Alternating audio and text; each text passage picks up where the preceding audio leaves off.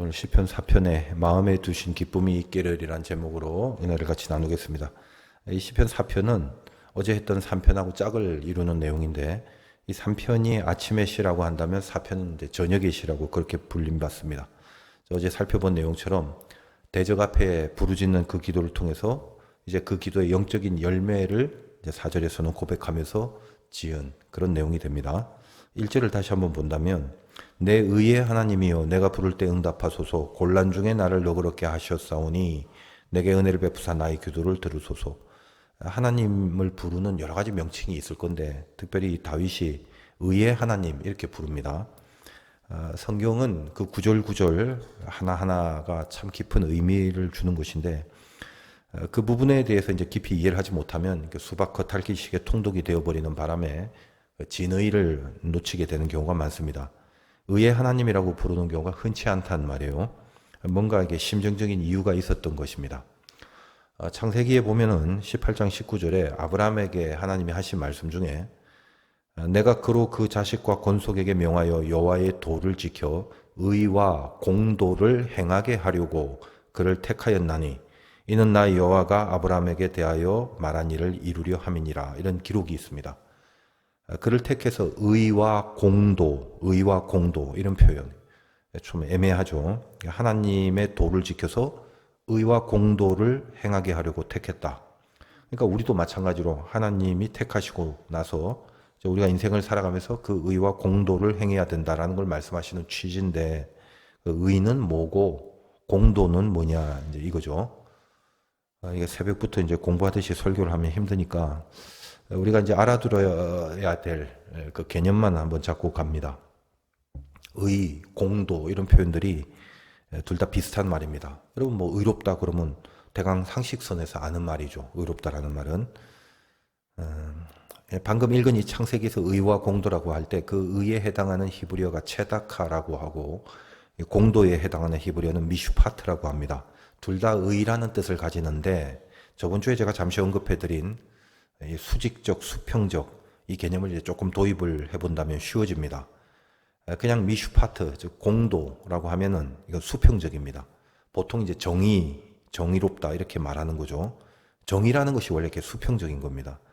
그러니까 좀 극단적으로 말하면 사람이 맞았는데 그 맞은 걸 복수하려고 때린 사람을 또 때린다. 뭐 이렇게 이야기를 해본다면, 맞았기 때문에 맞은 것에 대해서 때린 사람을 내가 때려서 벌을 준다. 그거는 정의라고 하는 것입니다.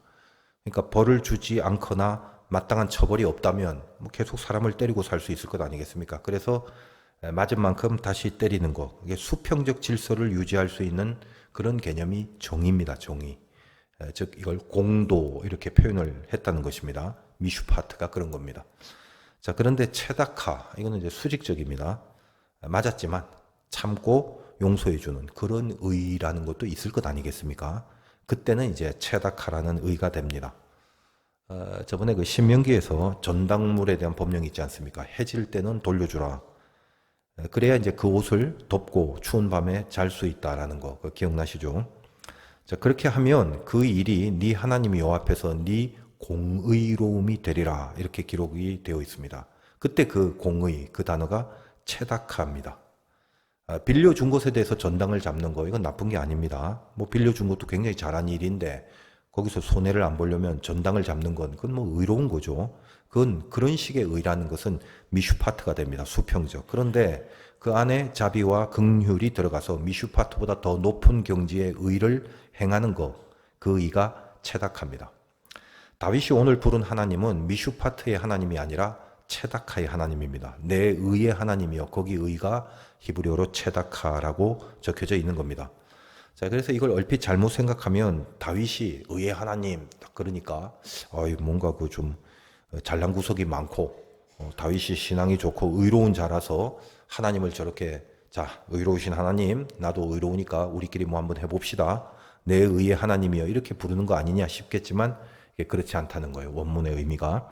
하나님이 의로우신 존재지만, 이렇게 성경을 여러분들이 읽다 보면 공의 하나님이라고 상당히 많은 표현이 나와 있는데, 대부분은 이제 공의라고 번역된 그 원래의 히브리어가 체닥합니다. 반면에 정의로운 하나님이라는 표현도 있습니다. 그 정의, 이렇게 표현된 단어의 원어는 미슈파트가 대부분입니다.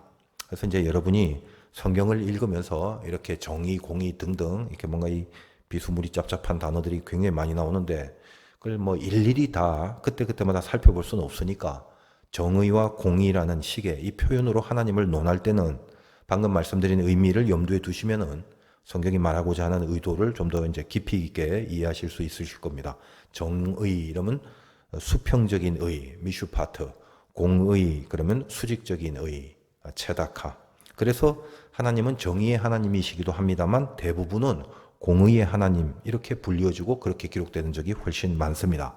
이제 단지 성경을 우리말로 번역하는 사람들이 지금 제가 말씀드린 이런 이해를 토대로 번역을 한 것은 아니기 때문에 한국말 번역에 있어서 어떤 일관성을 가지지는 못했습니다만 여러분들은 이제 실제로 성경이 그런 의도를 가지고 하나님을 표현하고 있다라는 것을 이해를 해 주시고 그 원어의 의미나 개념을 일단은 알고 계신다면 그럼 여러분들이 이제 원어를 다 모르신다 할지라도 제가 혹시 설교할 때 뭐 필요한 부분이 있으면 이제 언급을 할 때도 있을 것이니까 그때 그런 거다 이렇게 기억을 해 주시면 좋을 것입니다. 여기가 왜 이제 중요하냐 하면 우리도 마찬가지죠. 하나님 앞에 기도로 도움을 구할 때 말입니다. 정말 신앙의 양심이 있는 사람이라면 도와달라고 기도를 하는 것이 참 송구스러울 때가 많습니다. 뭐 잘난 게 있다고 도와달라고 하나 염치도 없이 늘 이제 그런 가책이 있더라는 말입니다. 목사님 저는 그런 가책이 하나도 없는데요. 늘 떳떳합니다. 이제 그런 분들이 있다면 신앙이 좋은 게 아니라 아주 큰 그 자기 착각 안에 있는 사람이죠. 그럼 어떻게 하나요? 염치 없는 거 이건 분명한데 그러면 기도하지 말까요? 믿음이 뭔가 하면 잘나서 기도하는 것이 믿음이 아니라 못났어도 기도는 해야 한다는 것이 믿음이라는 겁니다. 체다카, 즉 의의 하나님이라고 부르는 다윗의 심정이 뭡니까? 의의 하나님이요, 체다카. 하나님 살펴보면은 그동안 제가 참 없을 짓도 많이 했고요. 또 뭐 가끔은 좀 괜찮은 짓도 했습니다만 그런 거 다 더하기 빼기 견적을 내보니까 저는 죄 중에 출생한 모태 죄인이었습니다. 기도는 의인이 해야 들어주시는 것임을 감으로는 알고 있는데 저는 의인의 실력이 앞만 봐도 안 됩니다. 그러나 이 문제에 대해서 기도하지 않을 수는 없습니다. 기도를 안 한다면 죽는 거 말고는 답이 없기 때문입니다. 의의 하나님이요, 체다카의 하나님이요, 내가 부를 때 응답해 주세요. 그래서 체다카의 하나님을 부르면서 시작하는 겁니다. 다윗은 예수 이전의 신앙인이었죠. 구약의 사람이니까. 다윗의 스토리 안에 그럼에도 불구하고 아주 많은 부분에 그리스도의 존재와 필요성을 계시한 부분이 상당히 많습니다. 그래서 성경이 참 신비한 하나님의 말씀일 수밖에 없는데 그리스도를 계시해 둔 이 다윗의 사건들을 제가 또 오늘 뭐 일일이 다 말씀드릴 수 있는 그런 시간은 없습니다만 오늘 그 의의 하나님이라고 아주 독특하게 부르는 이 외침 안에도 은근하게 그리스도의 개입을 암시해 놓은 것을 느끼게 됩니다. 하나님의 의, 그 체다카는 결국 그리스도의 대신 죽으심으로 가능하게 된 보혈의 의라는 것을 우린 다 알고 있습니다. 그래서 우리가 예수님의 이름으로 기도한다는 것도 어떤 의미냐면 무슨 주문이나 주술이 아니라 기도 다 하고 나서 깜빡 까먹고 예수님의 이름으로 기도했습니다를 까먹었다. 그럼 아유 기도 망쳤다. 기도 아니다. 이런 그 주술적인 그 개념이 아니라 내 의로 기도하는 것이 아니라 주님이 주신 의, 그 체다카의 의로 기도를 한다는 뜻이 됩니다. 그래서 우리 기도는 내가 비록 부족하고 못남이 많지만 하나님이 늘 들어주실 수밖에 없는 그런 기도가 되는 거죠. 오늘 의의 하나님이여라는 이 말 자체가 영적으로는 예수님의 이름으로 기도합니다. 그것과 같은 영성이라는 말입니다. 이미 아주 극심한 환난 중에 거했던 다윗이 여기서 자기를 구원하실 예수 그리스도의 필요성을 절감하는 그런 깊은 영성에서 하나님을 부르고 있다는 것입니다. 그래서 의의 하나님이여라고 외치는 그 안에 나는 예수가 필요하다라는 저 나중에야 오실 메시아 예수의 필요성을 이미 이 시대의 이 심정 속에서 느끼고 있는 그런 표현이 된다는 거예요. 이어서 다윗은 하나님이 자기를 곤란 중에 너그럽게 하셨다라고 고백을 합니다. 그 1절 가운데 있죠. 곤란 중에 나를 너그럽게 하셨사오니. 곤란이란 히브리어가 차라 이거 좁다라는 뜻입니다. 너그럽다는 리하브인데 이건 넓다라는 뜻입니다. 그러니까 좁은 것을 넓혀주셨다라는 이야기거든요. 4편은 이 3편의 연결편이라고 그랬죠. 어제 말씀드린 것처럼 어떤 대적에게 집중을 해버리면 거기서부터 헤어날 구멍이 없을 것인데 거기서 하나님을 다시 바라보니까 천만인이 진을 친다 하더라도 좁지 않더라는 것입니다. 그 마음의 능력을 얻고 자기한테 공격하는 대적을 다시 한번 평가를 하게 됩니다.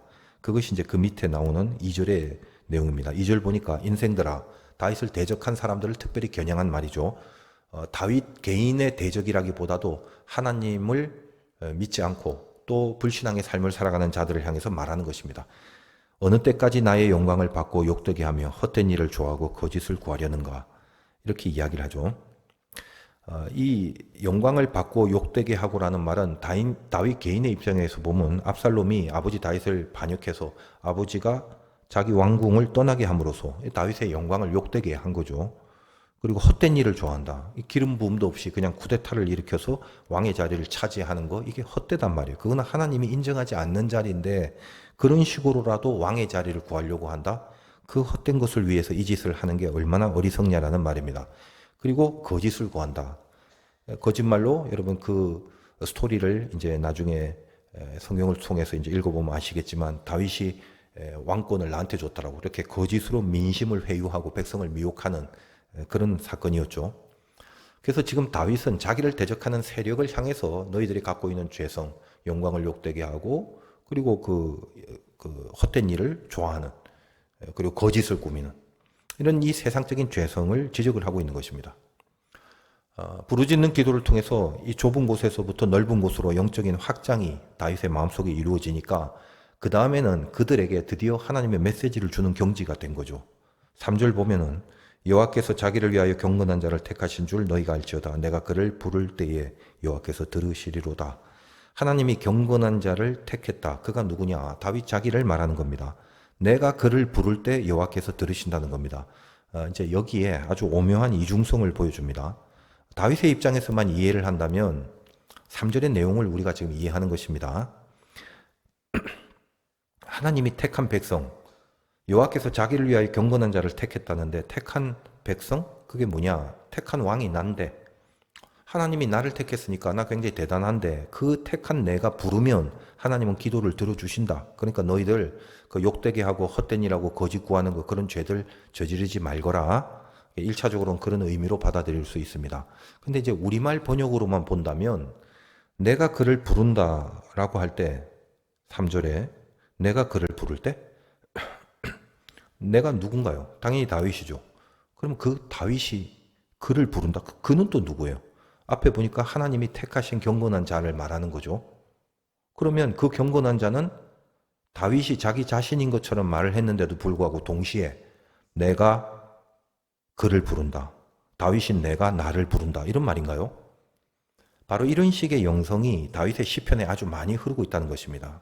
말씀드렸다시피 다윗 당시에는 예수 그리스도가 없었지만 다윗의 혈통을 타고 올 그 메시아를 다윗이 깊은 기도 속에 들어갈 때마다 그 기도가 하나님께 올려지는 기도임을 보여주면서 내 의가 아니라 하나님의 의로 올라가는 기도다라는 것을 그걸 영적으로 느끼고 깨닫고 또 그것을 믿는 그런 기도의 내용을 보여주면서 늘 예수 그리스도의 존재를 언급하는 영적 기도를 하게 되더라는 것입니다. 그래서 이 부분을 다시 영적으로 이해를 하자면 하나님이 자기를 위하여 경건한 자를 택했다는 그 부분에서 그 택한 자가 바로 예수 그리스도의 실루엣이 되는 거예요. 그래서 내가 그를 부를 때, 즉 다윗이 그 예수를 부를 때 하나님이 들으신다라는 것입니다.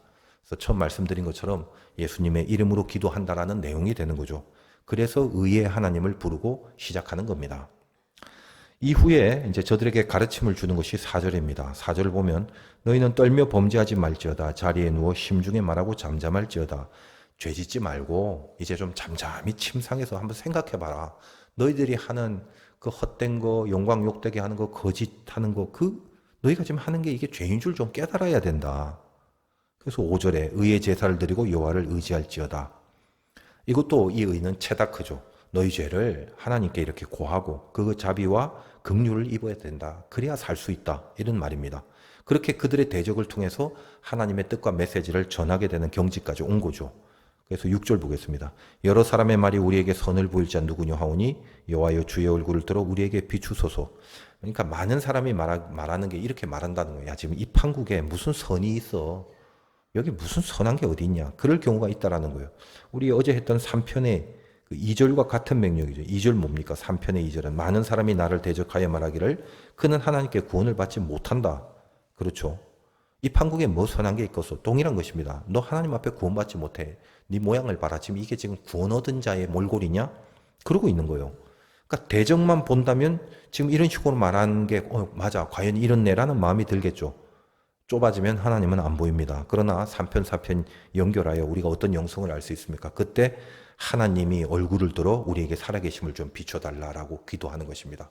그래서 다시 하나님을 봤을 때 좁은 것이 커지게 되는 거고 대적이 아니라 하나님이 훨씬 크게 느껴지는 그런 영성으로 들어가게 되는 거죠. 둘째 날인가 제가 말씀드렸지만 우리 믿음은 기쁨이라는 것이 항상 있어야 한다라고 말씀드렸습니다. 예수를 믿는데 기쁨이 없는 거 참 불행한 거죠. 근데 또 생각을 해보면 하나님의 자녀들은 늘 하여간 평생 어떤 연단의 과정을 밟아야 하는 운명이올시다.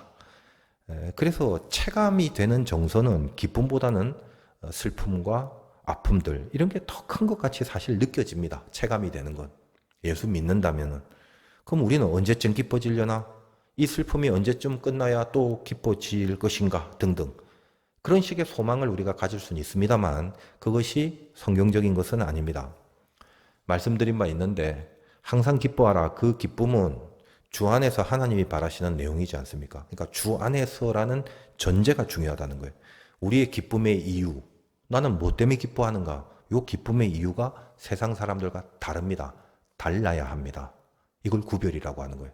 구별된 많은 내용들이 있지만 기쁨의 이유가 구별되어 있다는 것은 아주 중요한 신앙입니다. 우리가 이 기쁨을 모른다면 예수를 믿는다는 게 고달프다라는 생각만 하고 살게 됩니다. 그러다가 지치고 낭망하고 그러죠. 그럼 우리 기쁨이 뭐냐? 다윗이 이 깊은 영성의 기도를 통과해내고 7절에서 뭐라고 합니까? 주께서 내 마음에 두신 기쁨은 그들의 곡식과 새 포도주가 풍성할 때보다 더하다. 이렇게 표현을 하죠. 어떤 기쁨이라고요? 주께서 내 마음에 두신 기쁨입니다. 그럼 내 마음에 두신 기쁨이 뭔가요? 모르긴 해도 말 그대로라면 곡식과 포도주가 풍성할 때 느껴지는 그 기쁨은 아니라는 겁니다. 곡식과 포도주가 주는 기쁨? 그게 뭐죠? 돈이죠, 뭐 한마디로. 세상 사람들이 기뻐하는 건 돈입니다. 그러면 예수 믿는 사람은 돈을 기뻐하면 안 되나? 안 될 리가 있겠습니까? 세상 사람들이 기뻐하는 그런 세상의 물질적인 기쁨이라는 것도 당연히 우리도 인간이니까 동일하게 그 기쁨을 가질 수는 있습니다. 근데 우리는 그것만 기뻐해서는 안 된다는 거예요. 여기서 아주 분명히 해야 하는 겁니다. 아유, 저는 뭐 다 필요 없고요. 뭐 좋은 말씀 많이 하시고 그냥 나는 그 기쁨만 있으면 충만해요. 그 곡식, 포도주, 뭐 그 외에 다른 기쁨 없어도 돼요. 곡식과 포도주가 최고입니다. 이게 이제 문제가 되는 거거든요. 우리나라 자살률이 OECD 국가 중에 1위라는 건 아시죠? 근데 참 이게 큰일 났습니다. 이게 점점 더 늘어가고 있어요. 하루 평균 40명에서 지금 46명까지. 더군다나 부자들의 자살률이 해마다 10%씩 늘어납니다. 정신병에 걸려 있는 거죠. 그 정도 돈 좀 있어 봤으면 좋겠다라고 생각되는 그 사람들의 자살률이 해마다 10%씩 늘고 있다는 거예요. 곡식과 포도주의 기쁨만, 오직 그 기쁨만 추구하고 살아온 인생이어서 그런 겁니다. 결론은 그거밖에 없습니다. 뭐 제가 TV 잘 안 보지만 뭐 위기에 빠진 주부들, 뭐 그게 드라마인지 뭐 다큐 뭔지 모르겠지만 그 프로에 무슨 한 사람이 그 뭐 주인공에게 물었던 내용이 나와 있는 걸 발췌된 걸 제가 봤는데 이렇게 물었대요. 그 부자한테 결혼한 사람한테 물었다. 왜 그와 결혼했나요? 그가 내가 원하는 모든 것을 주겠다고 약속했거든요. 그래서 그럼 결혼 후에 그는 당신이 원하는 걸 모두 주었나요? 네, 그는 그렇게 했죠. 근데 왜 당신 여전히 불행한가요? 왜냐하면 제가 원했던 모든 것들이 틀린 것들이라는 걸 깨달았거든요. 그런 대화가 있었어요. 굉장히 의미심장한데 아주 급하게 성장한 이 한국 사람들의 지금 뭔가 이렇게 큰 병이 지금 걸려 있습니다. 그러니까 진짜 기쁨이 뭔지를 몰라요. 기쁨의 이유가 아주 단순하다는 거예요. 곡식과 포도주만이 기쁨이 아닌데 죽을 때까지 그 기쁨 말고는 다른 걸 거들떠보지 않습니다. 그래서 경제 성장은 엄청나게 성장한 거예요. 그러면 내가 그렇게 원하는 것을 가지게 되고 난 후에 결국 아까 그 드라마인지 뭔지 그 내용처럼 그것이 자기를 행복하게 해주는 것이 아니라는 것을 나중에 확 하고 깨닫게 됩니다. 그 다음에 남는 건 밀려오는 허무죠, 허무. 우리는 어떻게 보면 자기에게 맞지 않는 거를 맹목적으로 원하고 있어요. 진짜 원하는 게 아닌데 그걸 원합니다. 그러니까 원한다고 속고 사는 거죠, 평생. 전부 다 뭐냐면 겉으로 보기에 그럴싸한 것들을 추구합니다. 이 한국 민족의 정서가 이게 참 문제인데, 유교가 좋은 쪽으로 예라는 진리로 가야 되는데 그 유교적 베이스가 나쁜 게 아니거든요. 근데 이것이 거치대로 가버린 거예요. 그러니 요즘 뭐 자녀들, 아이들 청소년 자살률, 10대 자살률도 굉장히 늘고 있거든요. 외모, 뭐 성적, 그런 것들에 실패하면 인생을 실패한 것으로 보는 겁니다. 어떤 그 중학교 여학생의 인터뷰하는 걸 잠깐 봤는데 자기 초미의 관심사가 성형이래요. 수술하다 죽어도 좋다라고 말을 하더라고요. 내가 그걸 보고 섬뜩함을 느낍니다. 어쩌다 여기까지 왔는가. 주께서 마음에 두신 기쁨, 그걸 우리가 확보하지 못하면 인생은 죽을 때까지 우울증 환자로 사는 것밖에 없습니다. 여러분, 신앙이라는 게 뭐예요? 하나님 사랑하는 거죠. 다른 말 뭐가 있겠어요? 정말 하나님 사랑한다고 여러분 새벽 기도에 나오고 교회 다니고 예배 드리고 신앙생활 하십니까? 하나님 사랑하지 않은데 그걸 한다면 이게 말이 안 되는 거죠.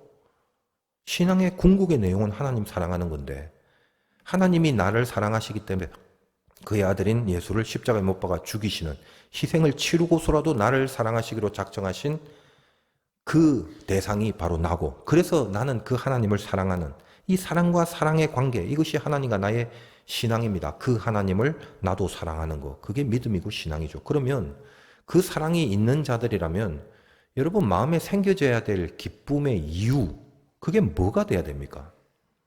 사랑하는 사람이 기뻐하는 뭔가가 있으면 덩달아 기뻐지는 거, 그게 사랑이죠.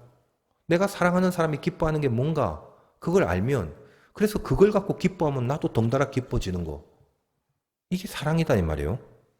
예전에 그 유명한 만화 중에 외인구단 뭐 이런 만화가 있었어요. 까치가 엄지를 사랑하는데 당시 아주 유행했던 나레이션이 어디 가나 그 말이었죠. 난 네가 기뻐하는 일이라면 뭐든지 할 수 있어. 제가 그 멘트를 묵상하면서 사람끼리라는 것은 유치하지만 신앙적으로 적용을 하니까 참 귀한 말이더라고. 정말 신앙이 있는 사람들은 하나님이 기뻐하는 일을 나도 기뻐하는 거, 그거죠. 아닌가요? 하나님이 기뻐하시면 좋겠다, 그 마음이 있는 사람이 신자거든요. 하나님이 이것으로 인해서 기뻐하실 것 같다면 그 일을 하려는데 막 신이 나고 그 일을 하고 있는 그 자체가 기쁨이 되는 그 기쁨, 그것이 세상에는 없는 우리들에게 주어진 참된 기쁨이거든요. 그건 소멸되지 않고 있다가 없다가 하는 것이 아니라, 마지막엔 허무로 끝나는 그런 것이 아니라 세상에는 없는 하나님이 내 마음에 주신 그 기쁨이기 때문에 그 기쁨 때문에 견디고 참고 극복하고 다시 일어나는 힘을 가질 수 있는 그 기쁨, 그것이 오늘 다윗이 고백한 주께서 내 마음에 두신 기쁨이라는 것입니다. 여러분의 잠자리가 평안할 이유가 어디 있습니까? 호주머니에 뭐가 확보돼야 평안하게 잠을 자시겠습니까? 오히려 호주머니에 많으면 도둑 맞을까 봐 불안해서 잠을 잘 못 잘 것 같은데, 오늘 그 기쁨을 간직하고 그 기쁨을 누린 자들, 하나님이 나에게 두신, 내 마음에 두신 기쁨을 누리는 자들이 평안한 거죠. 구원받은 자들은 세상과는 구별된 상태를 지키는 겁니다. 구별되는 것 중에 기쁨의 이유도 세상과 다르게 사는 것이, 그게 신자고, 거기서부터 구별돼야 된다는 것을 말씀 가운데 잊지 마시기 바라요. 이건 너무도 중요한 내용입니다. 왜냐? 사람은요, 기쁨을 쫓아가게 돼 있단 말이에요. 하나님이 두신 기쁨이 내 안에 없다면 우리는 내 육신이 기뻐하는 것을 끝까지 쫓아가는 인생일 수밖에 없는 것입니다. 다윗이 처한 환경과 상황들, 우리가 만약에 동일하게 그 현실을 당했다면 절대로 쉽지 않았을 것입니다. 그러나 다윗은 알다시피 자기 안에 또 다른 세계를 살고 있었던 사람입니다. 이미 하나님의 나라가 네 안에 있다. 하나님의 나라가 자기 안에 따로 세상과는 달리 구동이 되고 있는 그런 인생이었음을 볼 수 있게 됩니다. 거기서 세상이 줄 수 없는 평안, 세상에는 없는 것, 곧 나의 평안을 너에게 주노라. 내가 너희에게 주는 것은 세상이 주는 것 같지 아니하니라. 너희는 마음에 근심도 말고 두려워하지도 마라. 요한복음에서의 주님의 말씀이었죠. 무슨 도 닦듯이 막 현실을 초월해서 막 살라 이거 아닙니다. 인간이 어떻게 모든 걸 초연할 수 있겠습니까? 다만 주님이 주는 것이 있다는 겁니다. 초연해서 자유한 게 아니라 내 마음에 두신 그게 너무나 강력하고 너무나 확실해서 주님이 주는 것으로 살라는 말이에요. 주께서 내 마음에 두신 그 기쁨, 그것이 나의 기쁨이 될 수 있으면 되는 겁니다. 그 기쁨이 정말 나의 기쁨이 되어준다면 인생은 어떤 상황이라도 그 기쁨을 쫓아가게 돼 있는 법이죠. 그래서 그 기쁨 달라고 기도할 수 있는 것이 그게 오늘 다윗의 영성 아니겠습니까? 주께서 여러분 마음에 기쁨을 주시기를 간절히 기도할 수 있는 시간이 되시길 주님의 이름으로 축원드립니다.